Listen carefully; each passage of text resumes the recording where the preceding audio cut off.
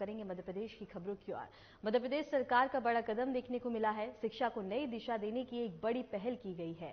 CM Mohan Yadav ने बता दी कि छात्रवृत्ति बांटी है। 300 करोड़ की राशि ट्रांसफर की गई है। 52 लाख छात्रों को मिलेगा लाभ इससे और छात्रों के खातों में सीधा बता दें कि राशि ट्रांसफर हुई है। और इसके साथ ही बता दें कि भोपाल से हम आपको बता रहे हैं जहां सीएम मोहन यादव ने छात्रवृत्ति बांटी है और इसके साथ इस दौरान उन्होंने क्या कुछ कहा है, आइए आपको सुनवाते हैं।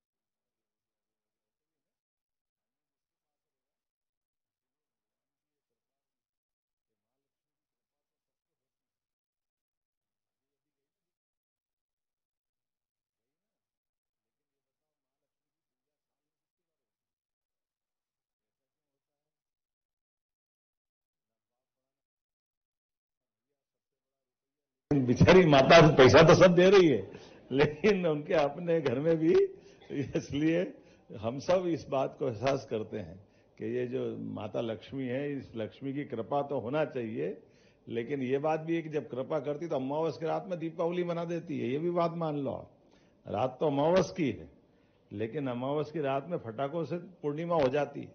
होती कि नहीं होती है? ताली वाली बजा के बताओ अगर पसंद आया तो बात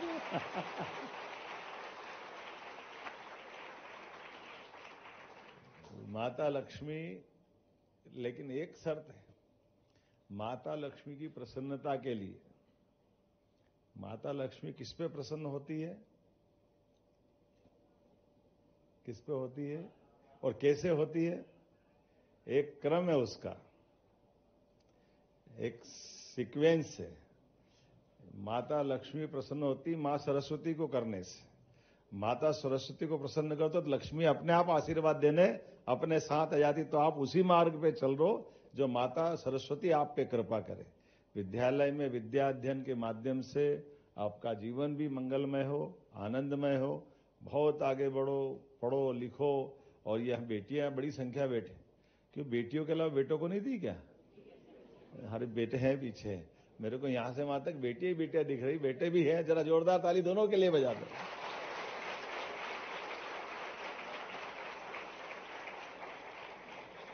मैं भी थोड़ा पक्ष ज्यादा ही ले लेता हूं आपका, है ना, देख ही नहीं रहा उधर पीछे बैठे भैया हमारे, लेकिन आप भी कम थोड़ी है। जब प्राइमरी सूची में आता तो आपसे ही भरा रहता है, नंबर बाद में आता पीछे वालों का, है ना। मेरिट लिस्ट बनती है तो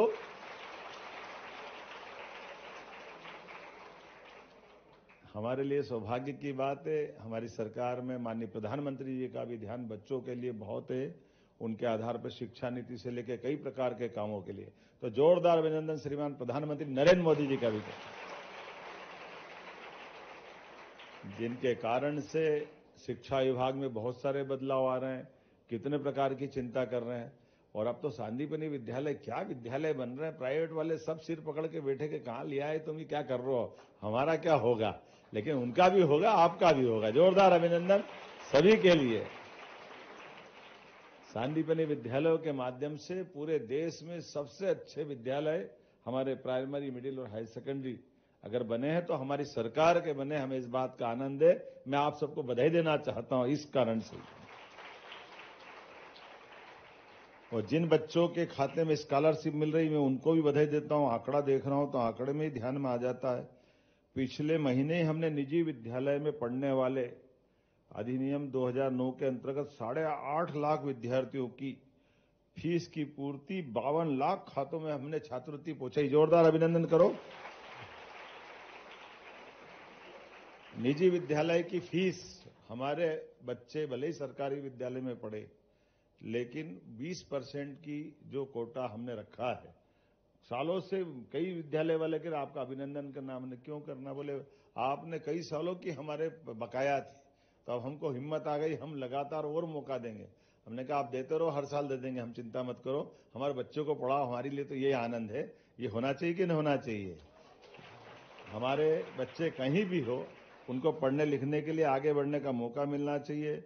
और आज जब मैं आपकी तरफ भी देख रहा हूं तो आंकड़ा देखता हूं तो लगभग 52 लाख विद्यार्थियों के खाते में 300 करोड़, और डिटेल अगर बताना चाहूंगा, स्कूल शिक्षा के कुल विद्यार्थी 2.66 लाख, अनुसूचित जनजाति कल्याण विभाग के माध्यम से 9.41 लाख, आदिम जाति कल्याण विभाग के 14.81 लाख, इसके 62 करोड़, विमुक्त घुमक्कड़ अर्ध घुमक्कड़ सब मिलाकर के 53,811 विद्यार्थियों के 3.17 करोड़, पिछड़ा वर्ग अल्पसंख्यक कल्याण इसके 25.80 लाख, इसके भी 181.54 करोड़, सामाजिक न्याय विभाग के 35,000 विद्यार्थी और उसके भी 2.15 सब मिला करके 52,57,000 बच्चों के लिए 303 करोड़, जोरदार 303।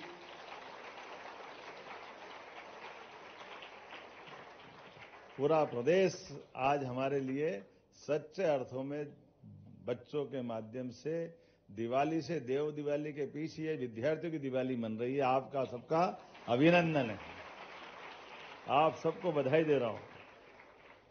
और जिस प्रकार से हमारी सरकार योजना बन रही है, आने वाले समय में और हम आगे बढ़ रहे हैं। आज 369 सांदीपनि विद्यालय, 55 पीएम एक्सीलेंस कॉलेज, ये सारी चीजें हम लगातार करते जा रहे हैं। कक्षा 6ठी और 9वीं के जो 4 किलोमीटर दूर वाले विद्यार्थी हैं, उनको लगभग 1 करोड़ विद्यार्थियों को अभी तक हमने साइकिलें दी है। लगातार एक के बाद एक जो 75% से ऊपर लाने वाले 5 लाख विद्यार्थियों को लैपटॉप देने का काम एक नहीं, और लगातार इसको हर बार कर रहे हैं। मैं मान के चलता हूं आप सब पढ़े लिखे, नीट, क्लेट, जीई, सभी प्रकार की निःशुल्क कोचिंग क्लासेस के लिए भी हमारी सरकार के पास पैसे की कोई कमी नहीं है। आप केवल अपने लक्ष्य को हासिल करें। हमारे डॉक्टर, वकील, इंजीनियर बनने के साथ बच्चे अपने उद्यमी भी बने, इसलिए हमने योजना बनाई। कौन कौन उद्योगपति बनना चाहता है बताओ जरा? आप उधर भी बता सकते हो, मेरे को वहां भी दिख रहा है। उद्योगपति नहीं बनना चाहते हैं? डॉक्टर कौन बनना चाहता है? बाप रे, इतने डॉक्टर होंगे तो फिर होगा क्या? वकील कौन बनना चाहता है? 1 2। और इंजीनियर कौन बनना चाहता है? डॉक्टर, वकील, इंजीनियर, चलिए बढ़िया। और नेता कौन बनना चाहता है? 1 2 3 4। हंस क्या रहा हो, वो तुम्हारा पर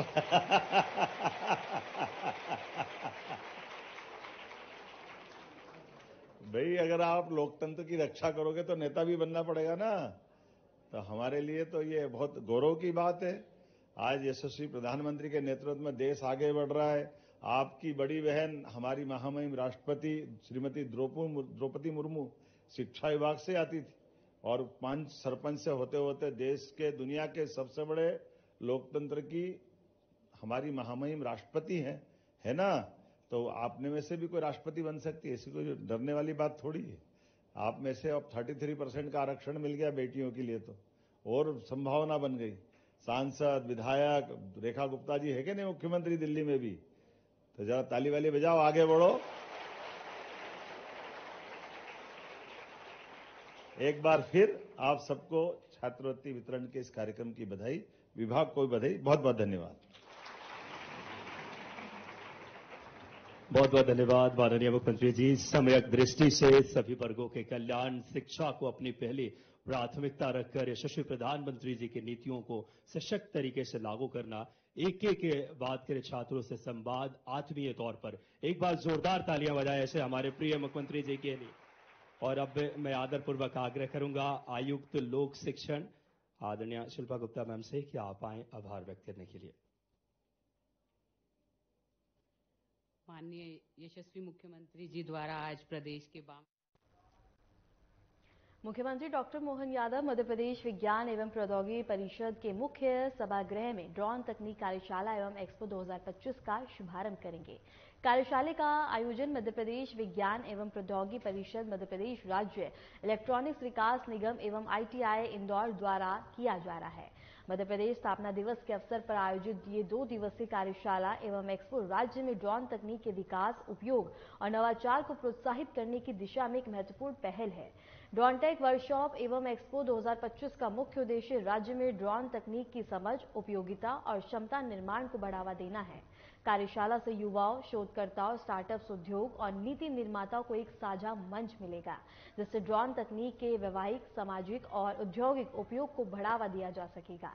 कार्यक्रम में ड्रोन प्रदर्शनी और वर्कर्स बतादे आयोजित की जाएंगे और एक्सपो में राष्ट्रीय और राज्य स्तरीय विशेषज्ञों के प्रेरक व्याख्यान, ड्रोन उड़ान के लाइव डेमो और इसके साथ ही सहभागी संस्थानों, विद्यार्थियों को डिजिटल सहभागिता प्रमाण पत्र भी वितरण किया जाएगा।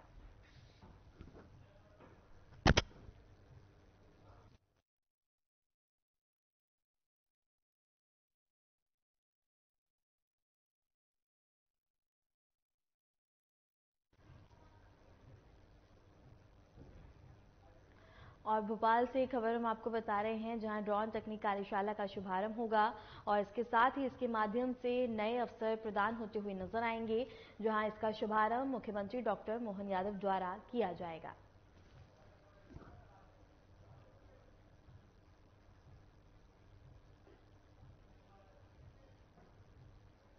खबर विदिशा से है, जहां सांसद खेल महोत्सव का आगाज हो चुका है। मुख्यमंत्री डॉक्टर मोहन यादव इसका उद्घाटन करेंगे।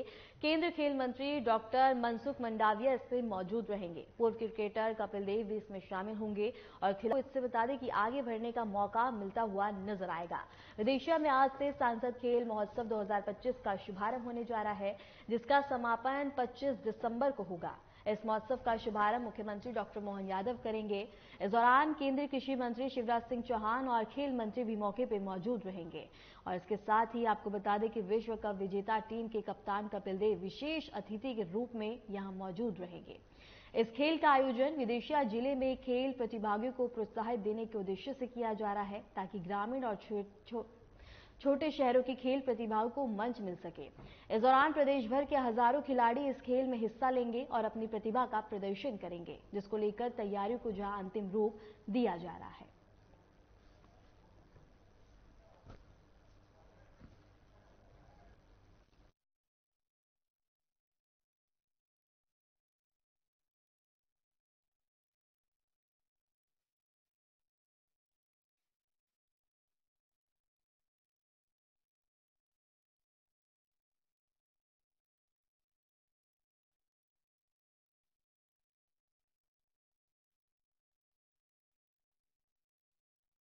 मध्य प्रदेश विधानसभा का शीतकालीन सत्र 5 दिनों तक चलेगा। शीतकालीन सत्र 1 दिसंबर से शुरू होगा।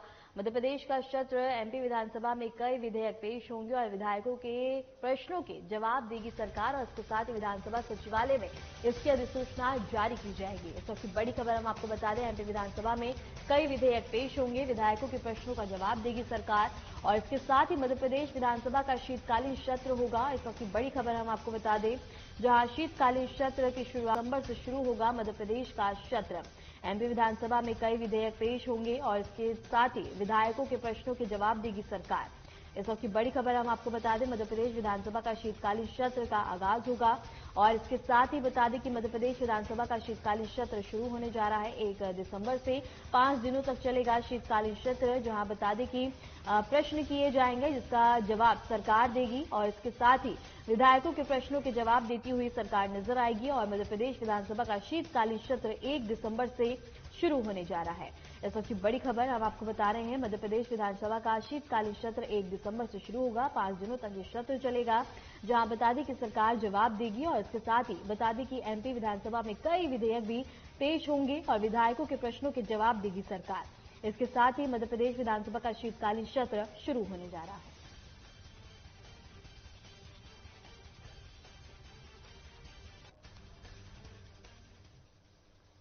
कृषि मंत्री शिवराज सिंह चौहान ने सीहोर जिले में बता दें कि आयोजित अनुसूचित जनजाति पंचायत में हिस्सा लिया। इस दौरान उन्होंने आदिवासी समाज से सीधे संवाद किया और उनकी परेशानियों को सुना। मंच से बोलते हुए शिवराज ने कहा कि अगर मेरी जान भी चली जाए तो कोई परवाह नहीं, लेकिन मैं आदिवासियों के साथ अन्याय नहीं होने दूंगा। मैं हमेशा अपने जनजाति भाइयों और बहनों के साथ खड़ा हूं। हाल ही में वन विभाग द्वारा बता दें कि कई आदिवासी परिवारों को जमीन खाली करने के नोटिस भेजे गए थे। इस मुद्दे पर शिवराज सिंह ने कहा कि वे जल्द ही मुख्यमंत्री डॉक्टर मोहन यादव से बातचीत करेंगे और सुनिश्चित करेंगे कि किसी भी आदिवासी परिवार को बेघर न होना पड़े। शिवराज सिंह चौहान ने आगे कहा कि बीजेपी सरकार गरीबों और आदिवासियों की हितैषी है। प्रधानमंत्री नरेंद्र मोदी और मुख्यमंत्री मोहन यादव दोनों ही संवेदनशील नेतृत्व दे रहे हैं, जिनका लक्ष्य है कि समाज के हर वर्ग को न्याय और विकास के समान अवसर मिल सके। उन्होंने कहा कि वे हमेशा गरीबों की सेवा करते रहेंगे और यह सुनिश्चित करेंगे कि कोई भी आदिवासी परिवार अपने अधिकारों से वंचित न रहे।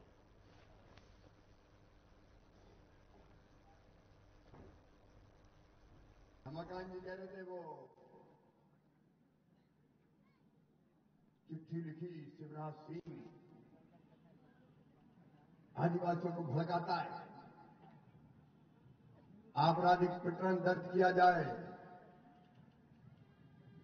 अरे प्रकरण तो क्या, जिंदगी भी चली जाए तो कोई परवाह नहीं है मुझे। गरीबों की सेवा करते हुए, उनके हकों की आवाज उठाते हुए, उनका अधिकार उनको दिलाते हुए,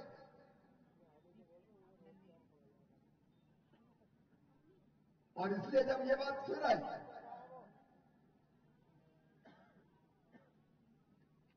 जिनने ये नोटिस दिए उनसे मैं कहना चाहता हूं, भारतीय जनता पार्टी की सरकार दिल्ली में है, भारतीय जनता पार्टी की सरकार भोपाल में है। मोदी जी भारत के लिए भगवान का वरदान है, वो हमारे प्रधानमंत्री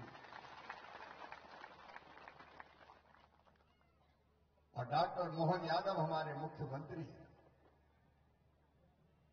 तो भारतीय जनता पार्टी इसलिए कि वो जनता की, गरीबों की सेवा कर सके। गरीब कल्याण हमारा संकल्प है।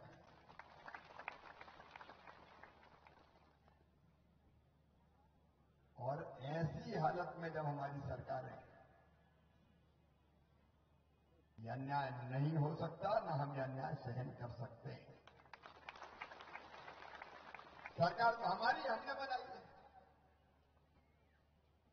सबने बनाई है। बताओ बनाई कि नहीं बनाई? एक तरफ से एक साथ मिलकर हम सब ये सरकार लेके आए, भारतीय जनता पार्टी। हमारी सरकार, हमारे मुख्यमंत्री, हमारे नेता,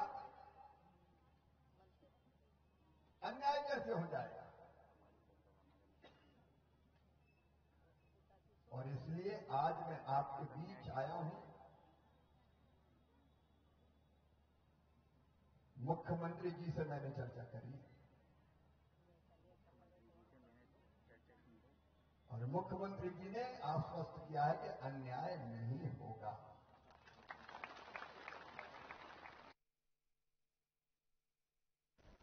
मध्य प्रदेश इस वर्ष अपना 70वां स्थापना दिवस धूमधाम से मनाने जा रहा है। 1 नवंबर को प्रदेश भर में स्थापना दिवस के अवसर पर कार्यक्रम आयोजित होंगे, जबकि 2 और 3 नवंबर को राजधानी भोपाल में भव्य सांस्कृतिक आयोजन किए जाएंगे, जिसको लेकर मुख्यमंत्री ने बताया है कि इस अवसर पर प्रदेश की गौरवशाली सांस्कृतिक धरोहर और ऐतिहासिक परंपराओं को प्रदर्शित करने के लिए विशेष कार्यक्रम रखे गए हैं।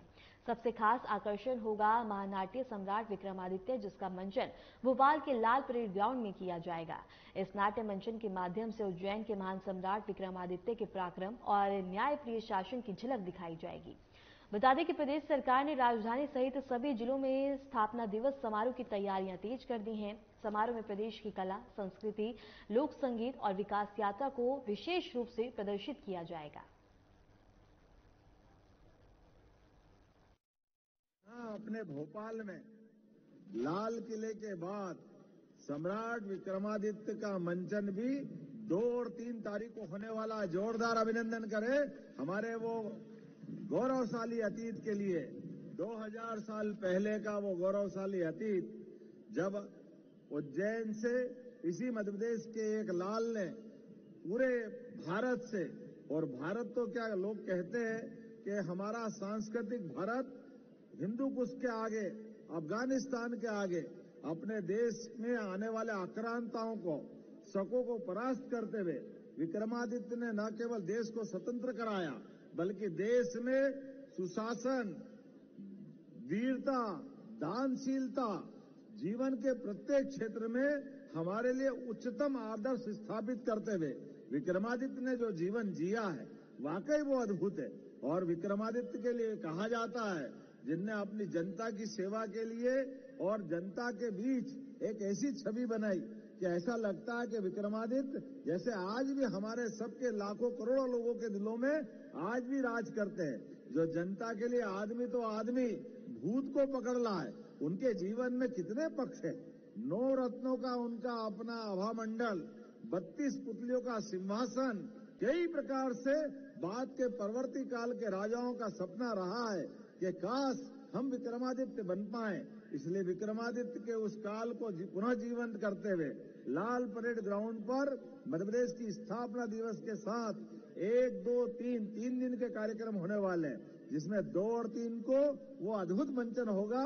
आइए हम सब नाट्य विधा की उस अद्भुत कला के लिए अपने कलाकारों को प्रोत्साहन देते हुए विक्रमादित्य के जीवन के विविध पक्षों से परिचित हो, इस आह्वान के साथ आप सबको निमंत्रण देता हूं। फिलहाल के लिए मध्य प्रदेश की खबरों में इतना ही। नमस्कार।